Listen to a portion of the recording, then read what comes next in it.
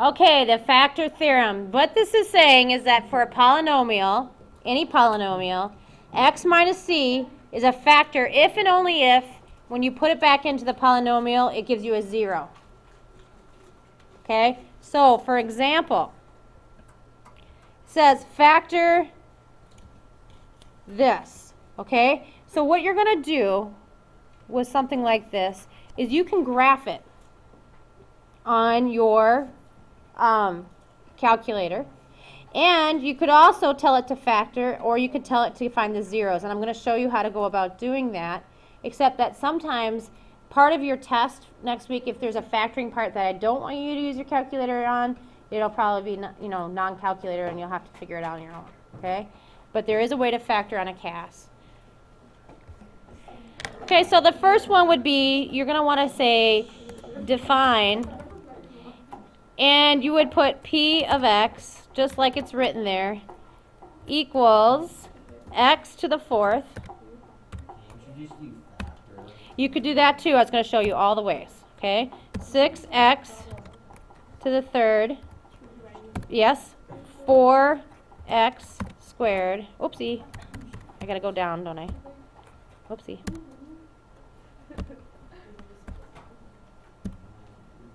Okay. So minus 4x squared. Okay, and then plus 24x. Okay, so that would be the first step. Done, it says. Okay, then you can say factor p of x. Whoops, it didn't work. Variable not defined. Hey, it kind of looks like my calculator. Yeah, no kidding. It was supposed to work. Do something. Let me try this. Zeros. Oh, I know. Factor p of x, and then I think you put the variable here. Nope.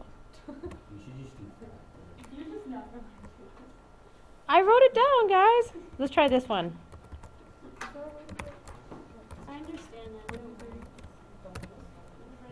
it because you're using the extra set of classes? Nope.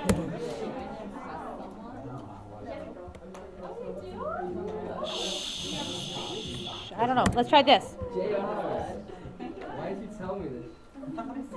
Yeah? Well, it's because that calculator is a CAS. Oh, maybe that's why. Oh, I know. What? It's not a CAS. Wait, I know. Does she decide or she used to? Because it worked on yours?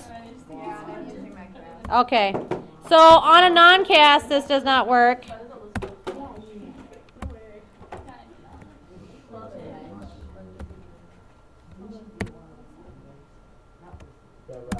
Nope. Yeah, it's because it's not. Just do factor. I mean, all factors. Okay, so I don't know if it'll even factor it. Let's see.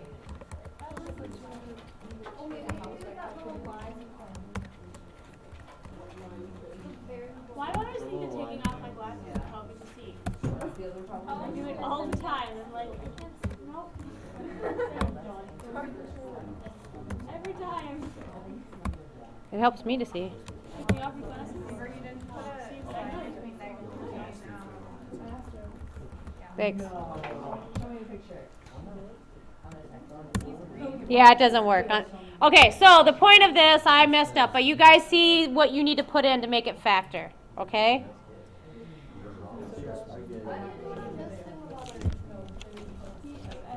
I don't think you can. The other way you could do this,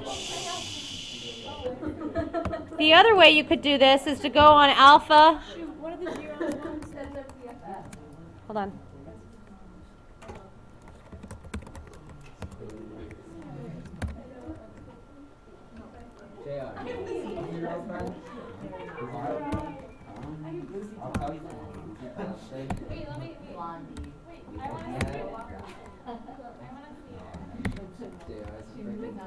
Okay, so you guys notice I put it on Wolfram Alpha now?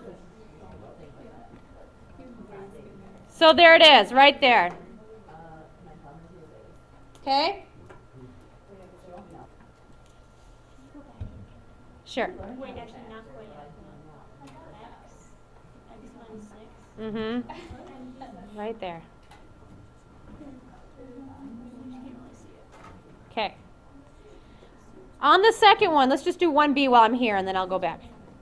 Okay, 1b is the same type of thing. I'm just going to go back in here and change the x to a 2, x to the third, minus 25x squared, I think it is. Okay, minus 26x plus 120.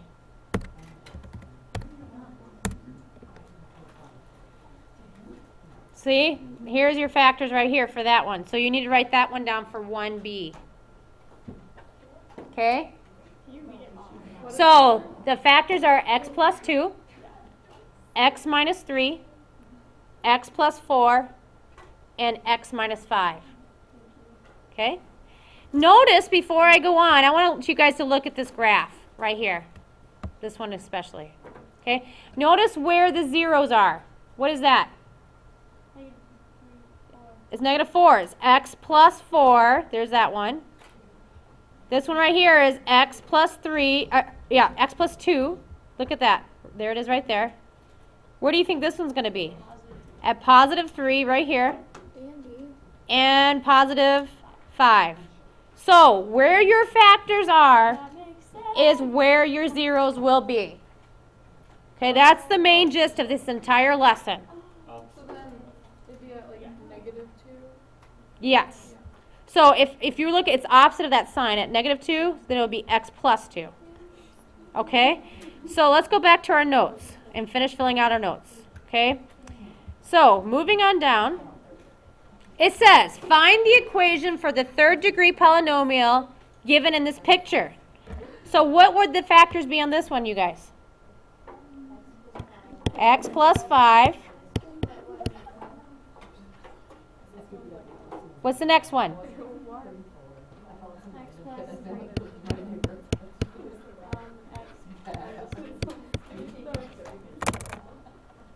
Okay, so we found these three factors. So now what I want you to do, because we do not know everything there is to know about this polynomial could be going through that same 0 but have a much steeper type of thing, and it would still give you the same zeros. Do you see that? Yeah. So I'm going to write out this. There's going to be some kind of an A there that makes how big the swoops are on that, okay?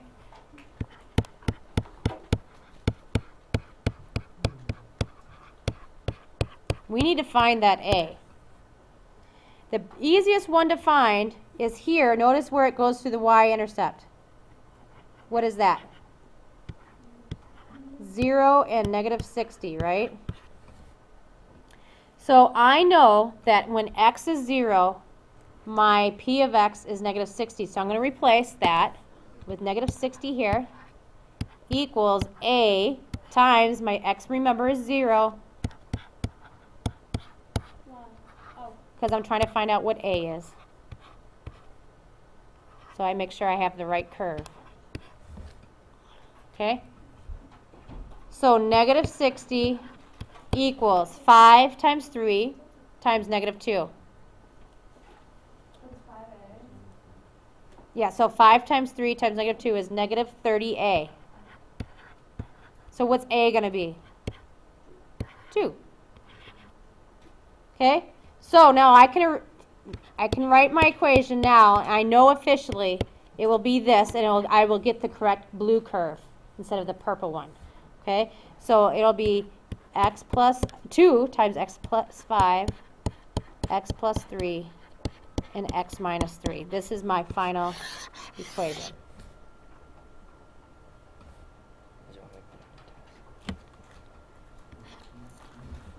So this one tells us the x-intercepts of the graph for the third degree polynomial is negative 8, 12, and 13.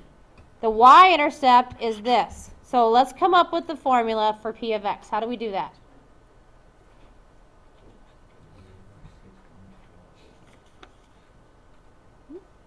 Oh, plus 8 and minus 12. Yep, so it'll be x plus 8 is the first factor. What's the second factor?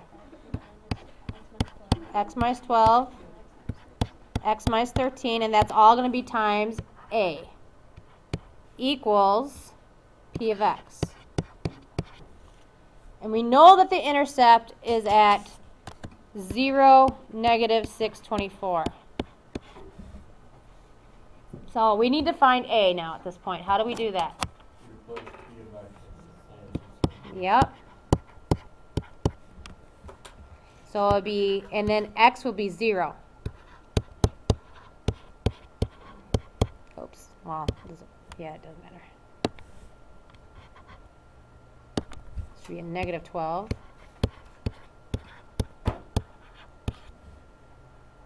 Okay, so if you multiply all that out, you should get 1248a equals negative 624. If you divide both sides, you end up with a negative 1/2. So what's your final answer on this one? P of x equals 0.5 Yeah, x plus, make sure you have a negative 0.5. oh, Or you could say 1/2 here too. Okay, times x plus 8 x minus 12 and x minus 13. Okay, we turn the page.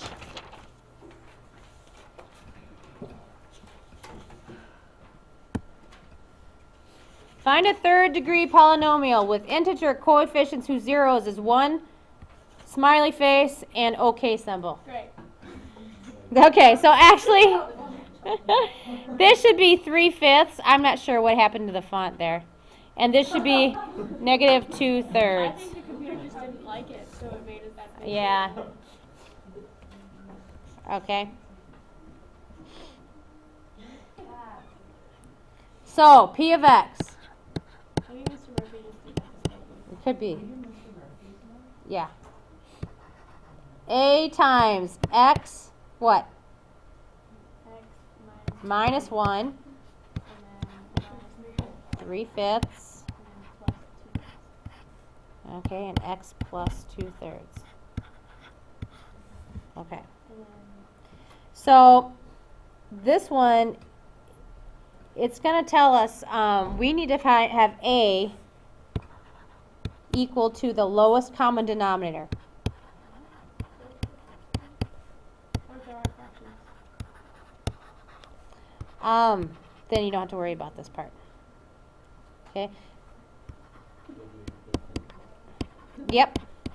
Which equals 15 or 3 times 5, right? Wait, the lowest common denominator is not over 3? Nope, they got to both multiply into it. So 15 would be the smallest one. Oh. Okay? So I'm actually going to leave it in 3 times 5 form because watch this. I have 3 times 5 here times x minus 1 times x minus 3/5 times x plus 2/3. I am going to actually only multiply this one to that one and this one to that one because that way I can get rid of the denominator. Okay? So I'm going to rewrite this so it makes a little bit more sense. Times 5 here. 5. So you're not doing anything to the x minus 1? No, it's still good. You're only going to multiply it once within this. You're not going to keep multiplying all of them because once you've multiplied it with one, you don't need to do it again. Oh. Okay, so, but this way we get rid of our denominators. Okay, so now notice that this stays like this. What happens to this one right here? If I multiply that through, I get what? 5x minus 3, right? Wait, shouldn't that be a plus 3/5? No. No, I'm saying And the next one should be what? 3x. Plus 2, right? Because then the denominator cancels out.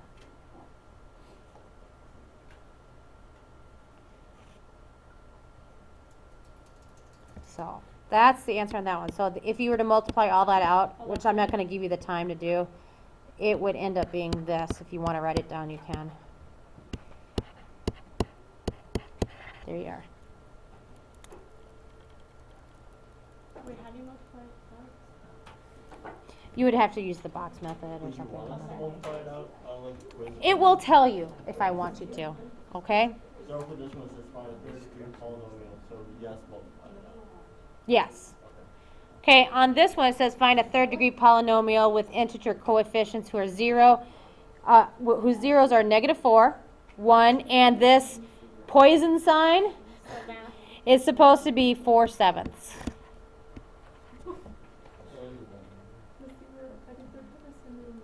I know, no kidding, right? So, P of x equals A times what? X plus 4, x minus 1, 4/7.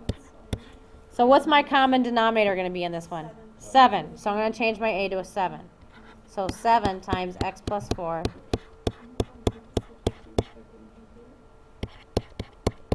I just don't get why it like doesn't have to.